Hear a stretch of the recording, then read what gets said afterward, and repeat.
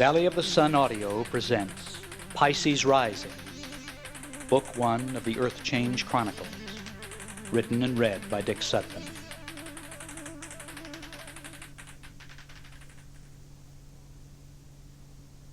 The pain was like barbed wire being dragged through her sinuses when she inhaled. Exhaling, the torment stabbed her forehead and slammed down into the back of her neck with the subtlety of a sledgehammer, driving deeper and deeper into her awareness, until she uttered a pitiful, whimpering groan. "Oh, no," Dalton whispered in a sleep-clotted voice. "Is it bad, Stephanie?" Placing his first and second finger just above the bridge of her nose, he gently pressed down. "Worst yet." Her whisper was almost unintelligible. She shimmied into a sitting position and slammed the back of her head into the headboard so hard the hanging wall lamp swung wildly. Garth awakened with a start. "Oh, Christ, Stephanie." He threw back the covers, grabbed the woman's trembling legs, and with Dalton's help pulled Stephanie into a prone position in the center of the bed. She shivered uncontrollably. While Dalton pressed acupressure points on her head, Garth straddled her buttocks and began channeling healing energy along her spine. The only sound in the room was the labored breathing of the tortured woman. Outside, a mournful wind howled bitterly around the pyramid and then shrieked down through the Bitterroot Valley, driving the snow into drifts that disdainfully ignored man's attempt to impose order on the world. "Is it better, Stephanie?" Dalton asked. She nodded her head. "Try to breathe deeply," Garth said, applying the Reiki technique, expertly moving his hands from one place to another on Stephanie's neck and back, transferring energy. Dalton applied pressure to points on the sides of her head. The two men worked for 10 more minutes before Dalton looked at Garth and said, "Let's draw down the healing." His voice was soft and paced. "Imagine the godlight entering our crown chakras and beginning to flow through our bodies and minds. Manifest the light and perceive it filling our bodies and minds and beginning to pour down into our arms and into our hands. Allow it to happen. Feel it happening. The healing power is concentrating in the palms of our hands, and our palms are becoming hotter and hotter, hotter and hotter. And on the count of 3, we'll release together. Number 1, number 2, number 3, release." Stephanie's body spasmed in response to the intense transference of energy. The men withdrew their hands, and in the silence you could almost hear the snowflakes tapping the glass in the apex of the pyramid. Slowly, Stephanie's body relaxed and her breathing became more natural. "Thank you," she whispered. Dalton smiled lovingly, pulling the covers over his guru's body. He stretched out beside her, partially covering her body with his own. Garth lay by her other side, massaging her neck. Raising her head, she turned to Garth, her face mask-like, only her eyes expressing her emotions. "New York is gone," she said hesitantly, as if fearing that saying it would make it so. With no outward display of emotion, Dalton whispered, "Dominoes." Garth closed his eyes and bit his lower lip before taking a deep breath and asking, "Do you want to make the announcement?" Stephanie said, "Spread the word to the commune and announce sanctuary assembly at 11. Garth rolled out of bed, his body tense like a coiled spring. He slipped into a robe draped over a bedside chair and hastily exited through the double-carved doors. Stephanie's headache was now a flat, dull ache rather than a piercing nightmare of empathic pain accompanied by the ghoulish visions of dying souls. Sitting up in bed, she looked through the floor-to-ceiling windows of one-way glass. The wind-driven snow was so thick she could hardly see any of the 13 white domes forming a circle around the Great Pyramid. Beyond the domes, where bare-limbed sycamores normally filled the horizon, was only a white wall as if the world ended at the tree line. But she knew that beyond that wall, an unimaginable horror was beginning to manifest. "Want me to keep working on the headache?" Dalton asked, sitting beside her. She shook her head. Dark shadows circled her electric blue eyes, but to Dalton she was the goddess the metaphysical world perceived her to be. Her face was delicately carved, her nose straight, her mouth full, and her jaw projected iron determination. Her hair was a luminous buttercup yellow and tumbled over her shoulders to nearly hide her upturned breasts. At 34, after 10 years of focused dedication, she was finally receiving national recognition as an oracle and teacher. It doesn't seem right that while observing a tragedy out of body, you have to experience the pain of the dying. She smiled weakly at Dalton and rumpled his shoulder-length raven hair. Dalton was her primary protector. A muscular 6'2" Vietnam veteran, he had a wide-shouldered, raw-boned body. Today, there was an inherent strength in his face that wasn't there when he first came to her, lost and broken. The double doors of the room opened to let in a red-headed young woman in a white robe bearing a tray laden with a pot of steaming coffee, 3 cups, and a plate of fresh fruit. She placed the tray in the center of the bed in front of Stephanie. "Thank you, Christina," Stephanie said. Garth returned as Christina was leaving. "No reports yet from the East Coast, but most of the TV stations are off the air." Hands jammed deeply into the pockets of his robe, Garth strode to the window and looked out. He carried himself with a commanding air of self-confidence. Almost as tall, but more slightly built than Dalton, Garth's thick brown hair and dark, secretive eyes gave him the look of a brooding eagle. Stephanie considered him a tactical genius in business and promotion. "Gordon Koch, the reporter from the Los Angeles Post, is here," Garth said, watching people emerge from the domes below. "He arrived last night, and we're going to be stuck with him if this storm doesn't stop." "Isn't he the guy that caused so much flack with his cult series?" Dalton asked, sipping his coffee. "You shouldn't talk to him," Garth said. "I can handle him," Stephanie said. "When?" "The appointment is for 9.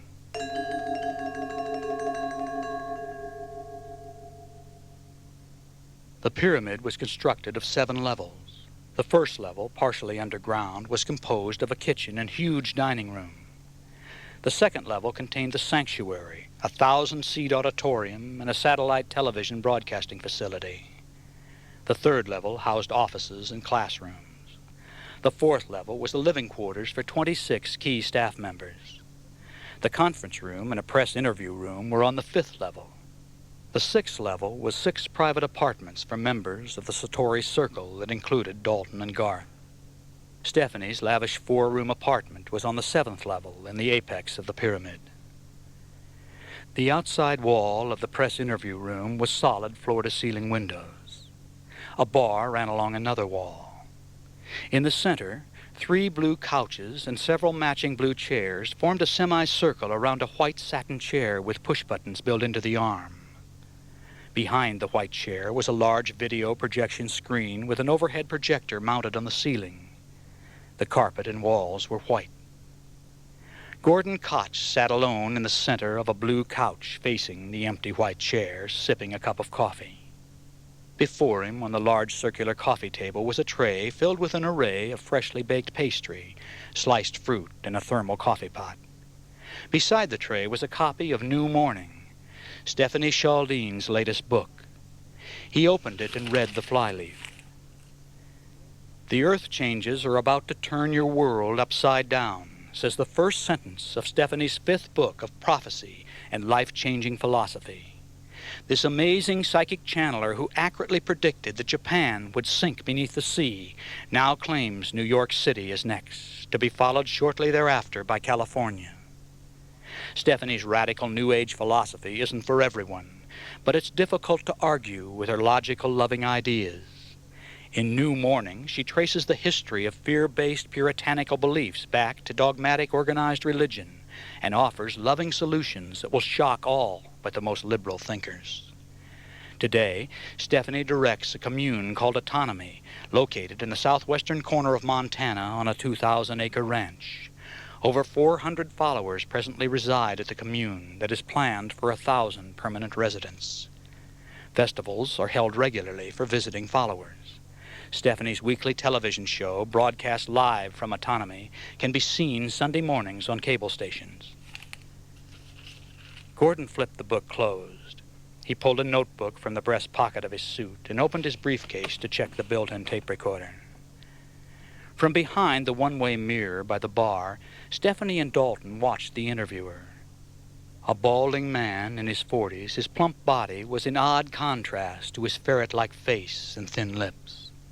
He was conservatively dressed in a corduroy suit, white shirt, and a black knit tie. Dalton gave Stephanie a thumbs-up gesture as she left the observation room. Moments later, she swept into the interview room in her floor-length white robe. "Mr. Koch, I hope I haven't kept you waiting," she said. She took his hand with a toss of her long blonde hair. He smiled without replying. "Are your accommodations satisfactory?" she asked. "More than satisfactory," he said. "You have quite a cult operation here." "How do you define the term cult?" Stephanie asked, settling into her white satin chair. Gordon Koch resumed his seat and opened his notebook. "Do you mind if I tape our conversation?" he asked. "Not at all," she replied, locking eyes with him. "I define a cult as a group of weak-minded people who are manipulated and enslaved by a powerful, charismatic figure who then uses the true believers to attain wealth or power or both," he said, smiling. "That isn't a dictionary definition," Stephanie replied.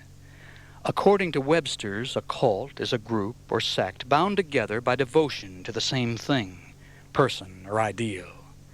Autonomy offers freedom, not slavery." "And everyone here is bound together by you and your metaphysical ideas?" "And the dream of a better way of life," Stephanie added. "Your people call you an avatar," he said. Stephanie looked directly into his eyes without responding. "Are you an avatar?" the reporter asked. "I am whatever you think I am." "I'm afraid I don't follow that," he said, his eyes sliding away from her as he opened the top of the thermal pot and poured himself another cup of coffee. "If you think I'm an avatar, that's what I am to you. If you think I'm a mind-enslaving charlatan, that's what I am to you. How can I be anything else?" "What do you claim to be?"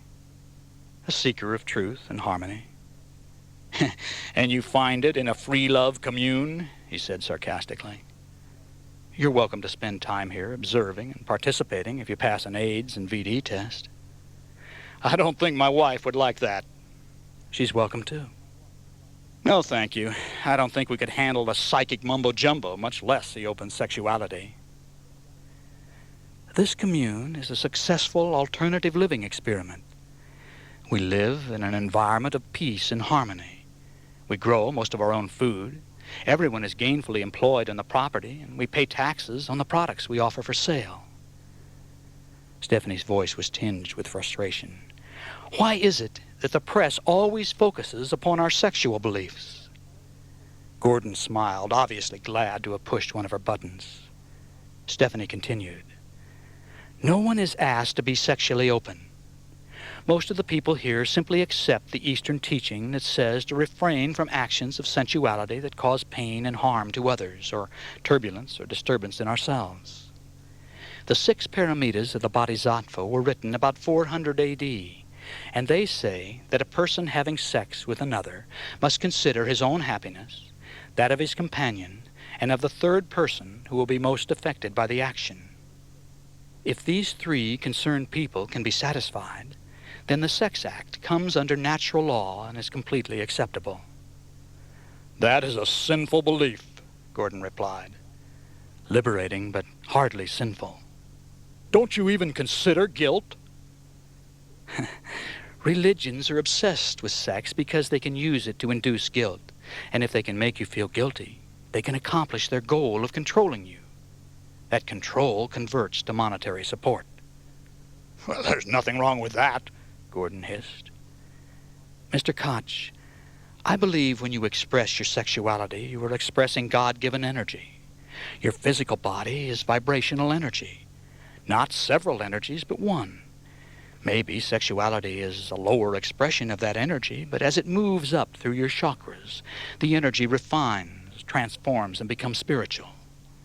But it's the same energy in process, and it cannot be transformed through repression.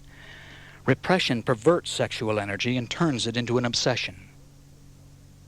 What twisted logic, he said, scowling. Do you have sex with male members of this commune?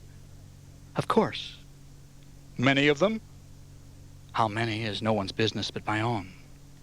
The public always has a right to know, he protested, setting his cup down so hard that the coffee splashed on the table. Unless you have questions on another subject, I assume the interview is over, Stephanie said, leaning forward in her chair. No, he said. I came too far to get this story. I have other questions. He paused, looked in his notebook, and then at Stephanie. This morning, one of your people announced over the loudspeaker system that New York has sunk beneath the sea. I tried to call out, but the lines are down. Is that a question?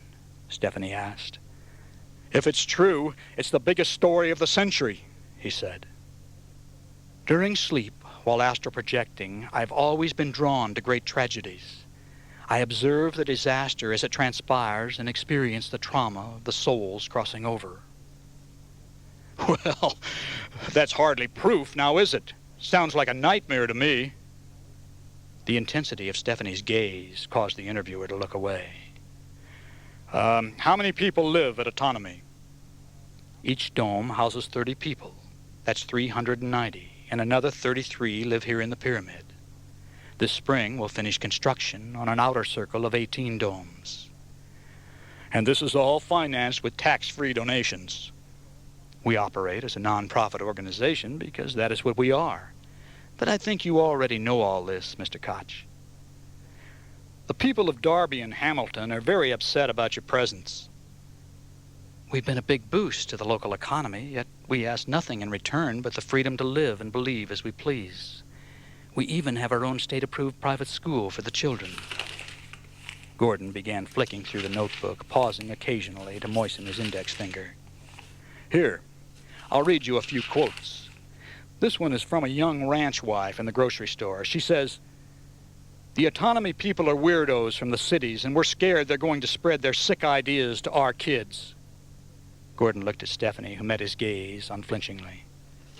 Here's one from a middle-aged man in the hardware store. "Those people promote satanic ideas. Somehow we got to get rid of them." You've made your point, Mr. Koch, Stephanie said. They don't want you here. Small-minded people are always fearful of those who think differently than they do. It wouldn't be difficult to fill your notebook with quotes from people who hate Catholics or Jews or Japanese. Why are you so fearful, Mr. Koch? I'm going to crucify you, Gordon snarled. Do my teachings conflict with your religion, Mr. Koch? Yeah, they certainly do. So the Los Angeles Post wants to crucify those with differing spiritual ideas. Just read the paper. He gave a satisfied smirk. Do you remember the paper you signed before I agreed to conduct this interview? It gives me the same permission I gave to you. While you've been interviewing me, I've been videotaping you. You bitch! Gordon stood up, looking around the room for the hidden cameras. His hands were knotted into fists. A door flew open and Dalton stepped into the room. Mr. Koch, the blizzard forces you to remain as our guest, Stephanie said. I will assign people to show you around and provide you with interesting information for your articles. Then, before you leave, if you have some valid questions, I'll meet with you again. You wouldn't show any of that on your TV show, Gordon said. I doubt that I'll have any need to, she replied.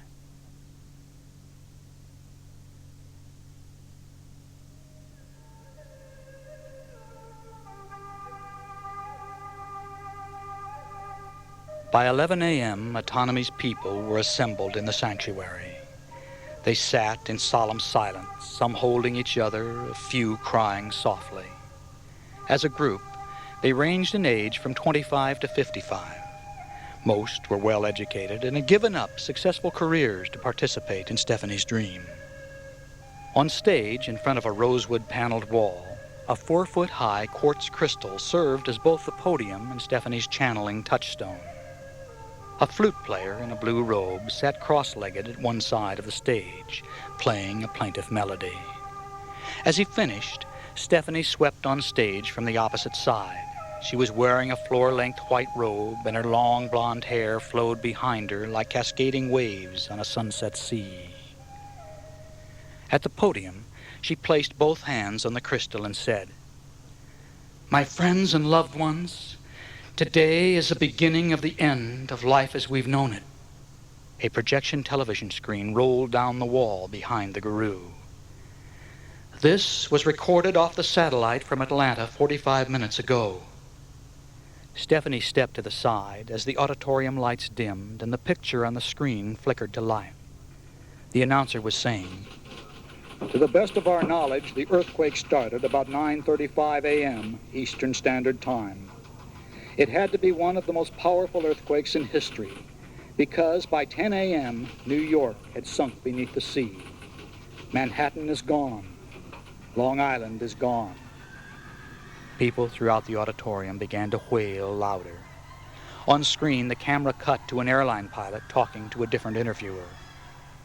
Captain Robert Nevins was piloting a 747 about to land at Kennedy International Airport when the earthquake began. The interviewer nodded at the pilot. "I was circling in a holding pattern when I saw the control tower crumble and collapse. By the time I climbed back up to 5,000 feet and circled around, the airport was gone. Hell, New York was gone. Just like that. Just like..." The man started to cry, and the picture cut to a close-up of the announcer saying, "I'm going to talk to some of the passengers from Captain Nevins' plane. These are people who would now be dead if they had landed 2 minutes earlier. What is your name?" As the house lights came up, the picture flickered and disappeared, punctuated by the buzz and whine of empty airwaves. Stephanie led a group meditation asking for help from the other side for those members who had lost friends and family. A 7 p.m. sanctuary meeting was announced, and she ended by saying, "Today, March 20th, is the last day of Pisces. When the earthquake hit New York, we were under the influence of a Pisces moon and Pisces rising. Pisces is water. Pisces represents endings. But tomorrow is the beginning of Aries, which is birth and new beginnings. It will take strong people to survive the new world that awaits us. Everyone at autonomy is going to need everyone else to be all they are capable of being." Backstage, Garth took Stephanie's hand and said, "It's time to face some unpleasant facts." "I know," she replied. "Alert the Satori Circle, but first, you and I and Dalton need to make some initial decisions." They met in the small room behind the conference room on the 5th level. It was soundproofed, and only Stephanie had a key. Aside from the three of them, no one else even knew it existed, for the entrance was concealed by a hidden panel in a dark hallway to the fire exit. The windowless room was white. Besides a couch that nearly filled one wall were 2 chairs, a wash basin, a TV set, an outside-line telephone, and a computer terminal. Stephanie sat on the couch beside Dalton, who was dressed in a sleeveless down vest, a wool shirt, Levi's, and snow boots. Garth, wearing his customary dark suit, white shirt and tie, paced nervously about as he talked. "You accurately predicted that Tokyo and New York would sink beneath the sea. Now, it was well publicized, and New Morning will sell several million copies. But as soon as the phone lines are repaired and the roads are open, reporters are going to be all over us." "Because I predicted California is next," Stephanie said. Garth stopped pacing and looked at her. "The reporters aren't my concern. Right now, there are 32 million nervous people in California. After today, how many do you think will run for higher ground?" Neither Stephanie or Dalton responded. Garth continued. "I'll bet on 10%. That's over 3 million people. Since they trust Stephanie Chaldine enough to leave their homes, who do you think a lot of them are going to run to?" Dalton said, The biggest rush will be up Route 93 over Lost Trail Pass. I'm making plans to blow the road. We'll also take out the bridge in Skalkaho Pass." "Dalton," Stephanie said, a look of horror on her face. "Survival is the first order of business," Garth said. "Dalton's plan will slow them down. They'll be flying into Missoula, and we can't stop those driving down through Hamilton." Dalton said, "In an emergency, we could handle 2 times our present number, and then only for a short while." "That's 1,200, Garth said, pacing again. "What are we going to do when 12,000 panicked people come pounding on the door? Maybe 100,000 is a more realistic estimate. 1,000,000 are probably thinking about Montana." Dalton said, "The National Guard wouldn't believe that a danger exists until we're overrun. And then there wouldn't be enough guardsmen and—" "Wait a minute." Stephanie stood up. "Both of you are thinking defensively. I haven't heard a word about how we might help the people who turn to us." Dalton and Garth looked at each other. Garth shook his head and flashed a lopsided grin. "She always thinks on a grand scale." "Yeah," Dalton laughed. "That's why it takes 2 of us to—" "Dalton!" Stephanie said sharply, though a hint of a smile played at the edge of her mouth. Garth said, "Okay, let's assume we're all willing to sacrifice ourselves to do everything humanly possible to help those who come to us for food and shelter. How do we do it, Stephanie?" "That's what I want you to tell me," she said.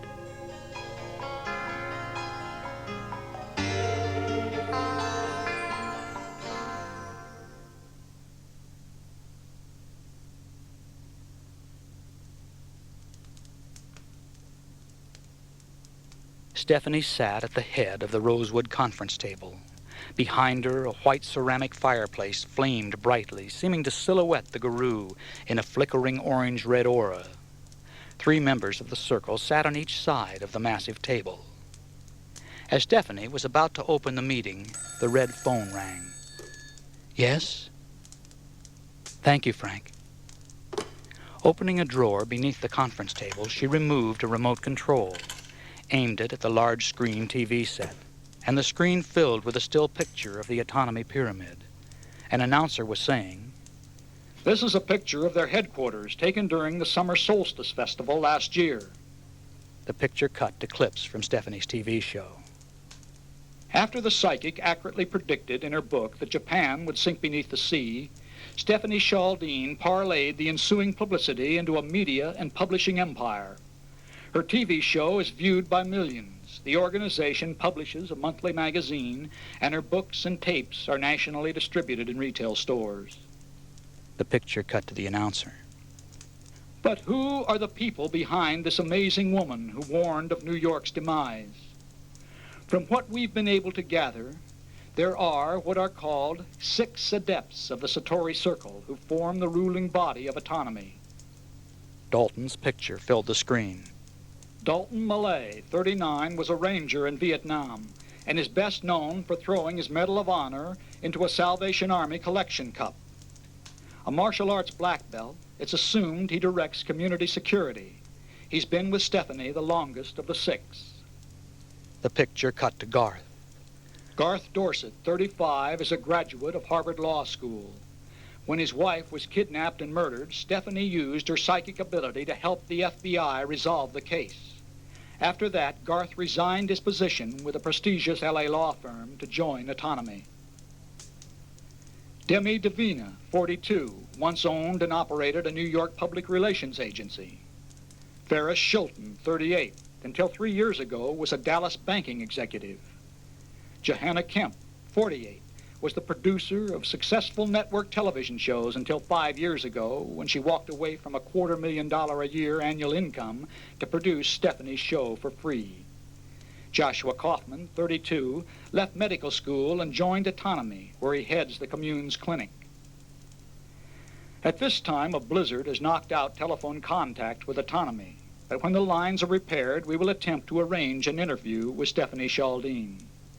One of our reporters is currently on his way to Missoula and will drive to the commune as soon as road conditions allow. And now, for the latest report from the East Coast." Stephanie pushed the off button on the remote. For a moment, she and the members of the Satori Circle sat in silence, looking at each other.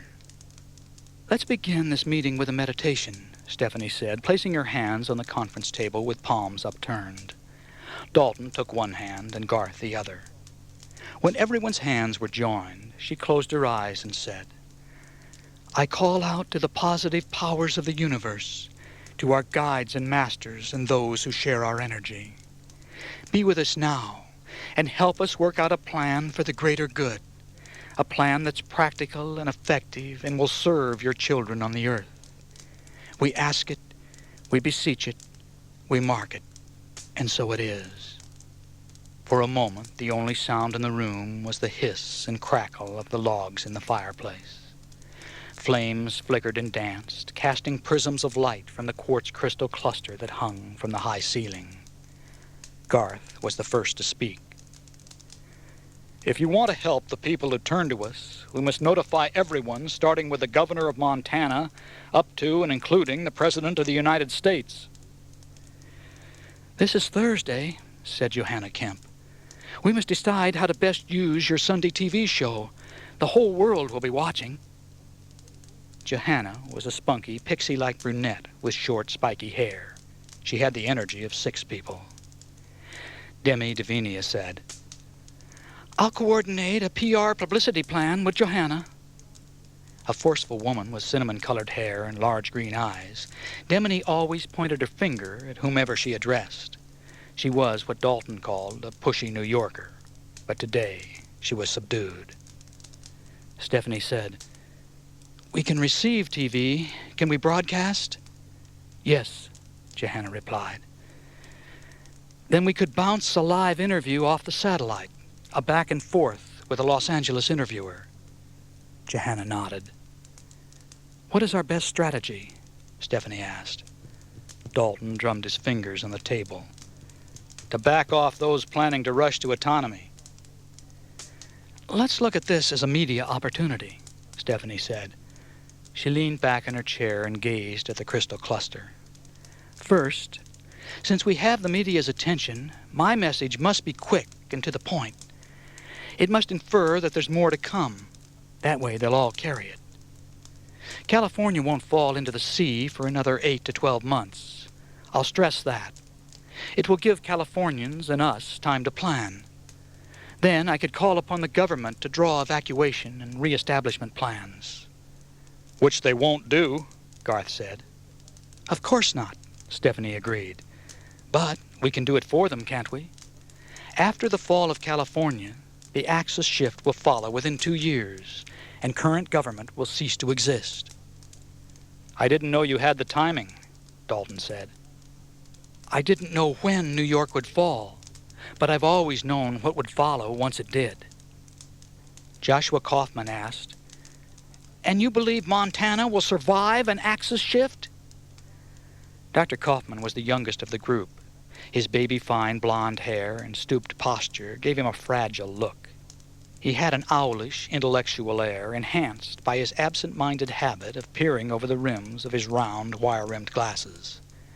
Stephanie replied, "Montana, the Dakotas, Wyoming, and Idaho will become a large tropical island about 20 degrees below the equator.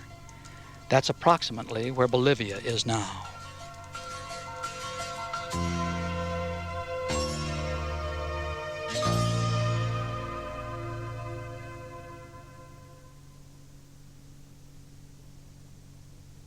Johanna used the shortwave radio to patch a phone call into the Los Angeles office of Autonomy. The LA staff then announced to the media that Stephanie would broadcast a televised message via satellite at 6:05 p.m. All networks and cable operators were welcome to tape it or to go live. Outside, a bitter wind from the higher mountains poured through the commune. From her bedroom, Stephanie watched the wind-blown snow swirl through the ghostly glow of the sodium vapor lights, and then howl against the glass of the apex like a malevolent presence demanding to get in. "I just heard that the electrical wires are down and we're operating on the generator," Christina said, as she laid out the special robe Stephanie would wear for the broadcast. Freckle-faced, tall and thin, Christina's long red hair was braided into a single tail that fell to her waist. She wore the white robe required when on the 7th level to serve Stephanie. The young woman's snappy personality was well suited to her position as the guru's attendant. One way or another, she always found a way to fulfill Stephanie's wants and needs. "Shall I help you dress?" Christina asked. Stephanie looked away from the window and nodded. "Something bad is coming, but I can't perceive what it is." Christina said, "Maybe it's the blizzard. The weather report said it could last for days." "No, it's human." Christina unbuttoned the back of Stephanie's robe and let it drop to the floor. "Nothing human is going to travel far in this weather, ma'am." "Horseback. 2 riders." Stephanie, eyes closed, leaned to the side as if about to fall. Christina grasped her arm. "Are you all right, ma'am?" Yes. Help me dress, Christina."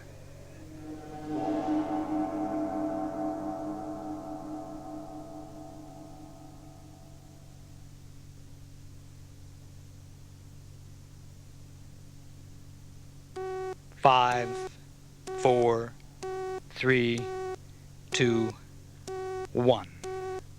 Stephanie looked directly into the TV camera and said, "Some of you have looked forward to the earth changes because you feel this turbulent transition will end with the period of peace, light, and love that is prophesied to follow. But to get from here to there, we're all going to face trials we cannot imagine. Today, I was as horrified as each of you to learn that my prediction about New York was correct. Now, we have to face that California will sink beneath the sea."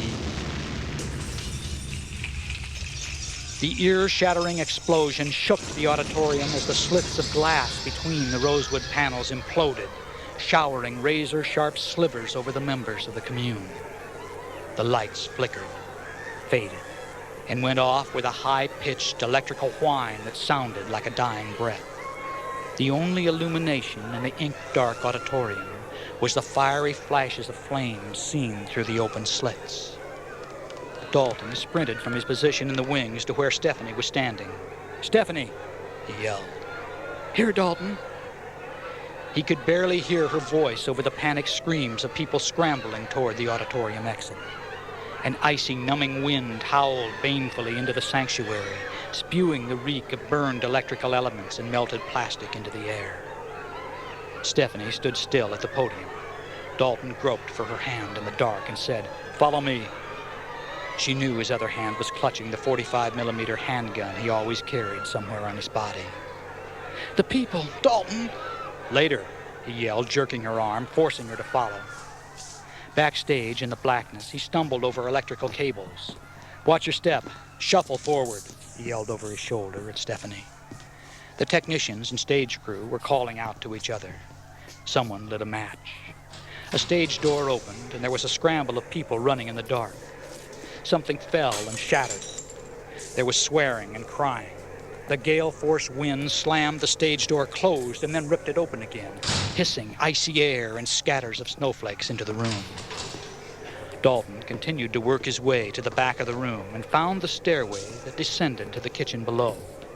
At the landing, he used the butt of the .45 to smash the glass in an emergency box containing a fire extinguisher, a flashlight, and first aid kit. He snapped on the flashlight. "Dalton, we have to make sure the people..." "Stephanie, you teach people to accept what is.